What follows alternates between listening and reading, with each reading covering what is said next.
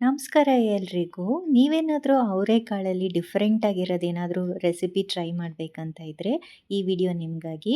ಅವರೆಕಾಳನ್ನು ಬಳಸ್ಕೊಂಡು ನಾನು ಒಂದು ಚಟ್ನಿ ಮಾಡೋದು ತೋರಿಸ್ತಾ ಇದ್ದೀನಿ. ರೊಟ್ಟಿ ಚಪಾತಿಗೆಲ್ಲ ಸೂಪರಾಗಿರುತ್ತೆ.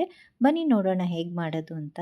ಬಾಣಲೆಗೆ 2 ಸ್ಪೂನಷ್ಟು ಎಣ್ಣೆ ಕಾಯಿಸ್ಕೊಂಡು 1 ಸ್ಪೂನಷ್ಟು ಜೀರಿಗೆ, ಒಂದು 3 ಮೆಣಸು ಹಾಕ್ಕೊಂಡಿದ್ದೀನಿ, 1 ಈರುಳ್ಳಿ, 5ರಿಂದ 6 ಎಸಳಷ್ಟು ಬೆಳ್ಳುಳ್ಳಿ, ಖಾರಕ್ಕೆ ಎಷ್ಟು ಬೇಕೋ ಅಷ್ಟು ಹಸಿಮೆಣಸಿನ್ಕಾಯಿ ಮತ್ತು 3 ನಾಟಿ ಟೊಮೆಟೊನ ಹಾಕ್ಕೊಂಡು ಫ್ರೈ ಮಾಡ್ತಾಯಿದ್ದೀನಿ. ಇದೆಲ್ಲ ಚೆನ್ನಾಗಿ ಹಸಿ ವಾಸನೆ ಹೋಗೋವರೆಗೂ ಫ್ರೈ ಮಾಡ್ಕೋಬೇಕಾಗತ್ತೆ. ತುಂಬ ಮ್ಯಾಶ್ ಆಗೋದೇನು ಬೇಡ, ಒಂದು 2ರಿಂದ 3 ನಿಮಿಷ ಫ್ರೈ ಮಾಡಿಕೊಂಡ್ರೆ ಸಾಕು. ರುಚಿಗೆ ಎಷ್ಟು ಬೇಕೋ ಅಷ್ಟು ಉಪ್ಪನ್ನು ಹಾಕ್ಕೊಳ್ಳೋಣ. ಉಪ್ಪು ಹಾಕಿದ್ಮೇಲೆ ಇದಕ್ಕೆ 1 ಕಪ್ಪಷ್ಟು ಬೇಯಿಸಿರೋಂಥ ಅವರೆಕಾಳನ್ನು ಹಾಕ್ಕೊಂಡು ಮಿಕ್ಸ್ ಮಾಡ್ಕೋಬೇಕು. ಆದಷ್ಟು ಎಳೆ ಅವರೆಕಾಳನ್ನು ತೊಗೊಂಡ್ರೆ ರುಚಿ ಚೆನ್ನಾಗಿ ಬರುತ್ತೆ. ಅವರೆಕಾಳು ಆಗಲೇ ಬೆಂದಿರೋದ್ರಿಂದ ಒಂದು 2ರಿಂದ 3 ನಿಮಿಷ ಮುಚ್ಚಿಟ್ರೆ ಸಾಕು. ಈಗಿದು ಚೆನ್ನಾಗಿ ಹೊಂದ್ಕೊಂಡಿದೆ ಉಪ್ಪು ಖಾರದ ಜೊತೆಗೆಲ್ಲ. ಈಗ ಇದನ್ನು ಮಿಕ್ಸಿ ಜಾರ್ಗೆ ಹಾಕ್ಕೊಂಡು ರುಬ್ಕೋಬೇಕಾಗುತ್ತೆ.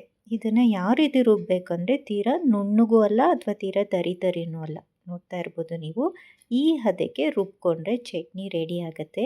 ಈ ಬದನೆಕಾಯಿ ಚಟ್ನಿ ಎಲ್ಲ ಮಾಡ್ತೀವಲ್ಲ, ಆ ರೀತಿ ಅವರೆಕಾಳಲ್ಲಿ ಮಾಡಿದ್ರೆ ಹೇಗಿರ್ಬೋದು ಅಂತ ಒಂದು ಸಲ ಟ್ರೈ ಮಾಡಿದೆ. ತುಂಬಾ ರುಚಿಯಾಗಿ ಬಂತು. ರೊಟ್ಟಿ ಚಪಾತಿಗಂತೂ ಸೂಪರಾಗಿರುತ್ತೆ. ನೀವು ಸಹ ಈ ಅವರೆಕಾಳು ಸೀಸನ್ ಮುಗಿಯೋದ್ರೊಳಗಡೆ ಟ್ರೈ ಮಾಡಿ. ಸಾರು ಪಲ್ಯ ಉಸ್ಲಿ ಎಲ್ಲ ಟ್ರೈ ಮಾಡಿರ್ತೀರ. ಈ ರೀತಿ ಡಿಫ್ರೆಂಟಾಗಿ ಚಟ್ನಿ ಒಂದು ಸಲ ಟ್ರೈ ಮಾಡಲೇಬೇಕು ನೀವು. ಖಂಡಿತ ಮನೇಲಿ ಎಲ್ಲರಿಗೂ ಇಷ್ಟ ಆಗುತ್ತೆ. ಮಾಡೋದಕ್ಕೂ ಅಷ್ಟೇ ತುಂಬಾ ಸುಲಭ, ಕ್ವಿಕ್ಕಾಗಿ ಆಗುತ್ತೆ. ಟ್ರೈ ಮಾಡಿ ಒಂದು ಸಲ ಹೇಗೆ ಬಂತು ಅಂತ ಖಂಡಿತ ಕಮೆಂಟ್ ಸೆಕ್ಷನಲ್ಲಿ ತಿಳಿಸಿ. ಹಾಗೆಯೇ ಈ ವಿಡಿಯೋ ನಿಮಗೇನಾದರೂ ಇಷ್ಟ ಆಗಿದ್ದಲ್ಲಿ ಪ್ಲೀಸ್ ಲೈಕ್ ಮಾಡಿ, ಶೇರ್ ಮಾಡಿ ಮತ್ತು ಸಬ್ಸ್ಕ್ರೈಬ್ ಮಾಡಿ ಅಂತ ಕೇಳ್ತಾ, see you in the next video. Happy cooking.